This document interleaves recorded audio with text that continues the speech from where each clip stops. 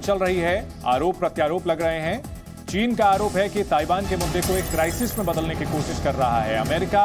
वहीं अमेरिका का कहना है कि चीन दक्षिण चीन सागर रीजन में दादागिरी करने की कोशिश कर रहा है और इस बीच पेलोसी का यह दौरा गतिरोध की बड़ी वजह बना हुआ है। चीन और अमेरिका के बीच कभी भी युद्ध भड़क सकता है और यह बात हम आपको डराने के लिए नहीं बल्कि गंभीरता के साथ कह रहे हैं। कोई भी युद्ध देश हित में नहीं होता। हम भी चाहते हैं कि युद्ध ना हो, लेकिन अब से कुछ देर पहले आज चीन की तरफ से जिस तरह के आक्रामक बयान आए हैं उन्हें देखते हुए कहा जा सकता है कि अमेरिका का एक भी कदम महायुद्ध करा सकता है और इस महायुद्ध को होने से अगर कोई रोक सकता है तो वो है अमेरिकी प्रतिनिधि सभा यानी रिप्रेजेंटेटिव की स्पीकर नैन्सी पेलोसी, जो इस वक्त सिंगापुर में हैं और चीन को लगता है कि इस दौरान वो ताइवान भी जा सकती हैं।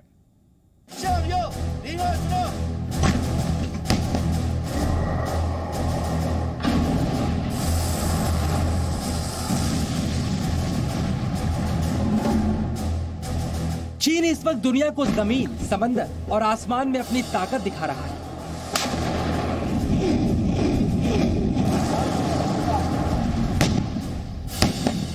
चीन के फाइटर प्लेन आसमान में उड़ान भर रहे हैं।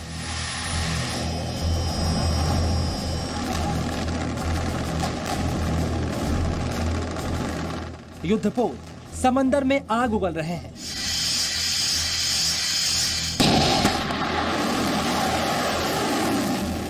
सेना जमीन पर लड़ने के वीडियो जारी कर रही है और चीन की सेना ने अमेरिका को ऑफिशियल वॉर सिग्नल भी दे दिया है। यानी पीएलए ने इस बात का ऐलान भी कर दिया है कि वो अमेरिका से वॉर के लिए तैयार है।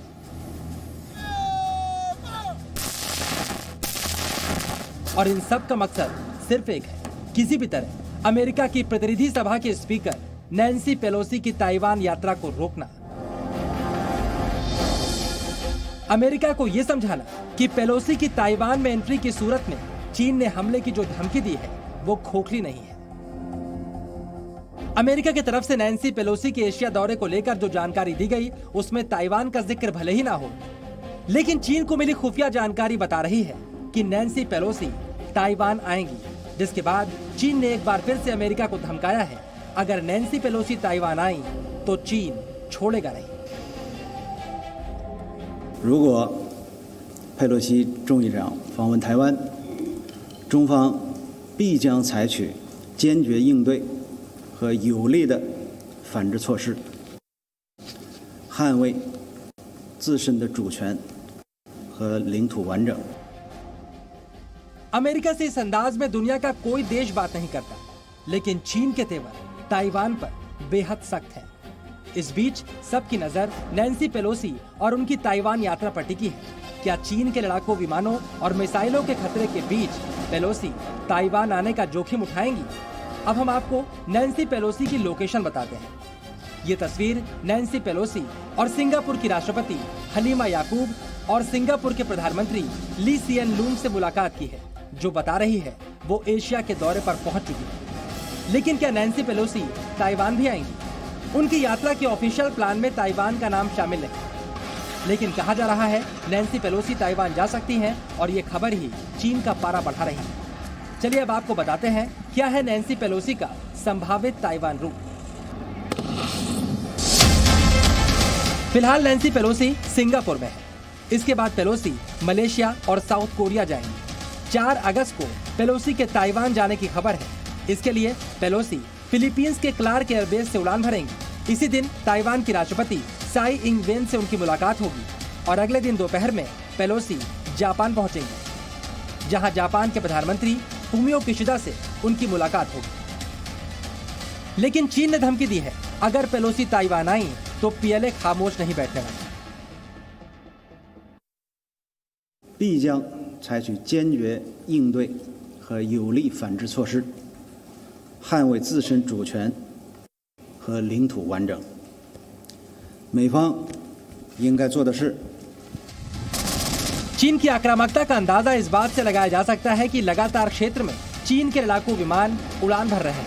चीन ने जो धमकी दी है उसे हल्के में न लेने की चेतावनी देने के लिए चीन के 4 लड़ाकू विमानों ने फिर से ताइवान के आसमान में उड़ान भरेगा। और इन सब के जरिए चीन साबित करने की कोशिश कर रहा है अगर पेलोसी का विमान ताइवान में आया तो उसके लड़ाकू विमान भी तैयार है।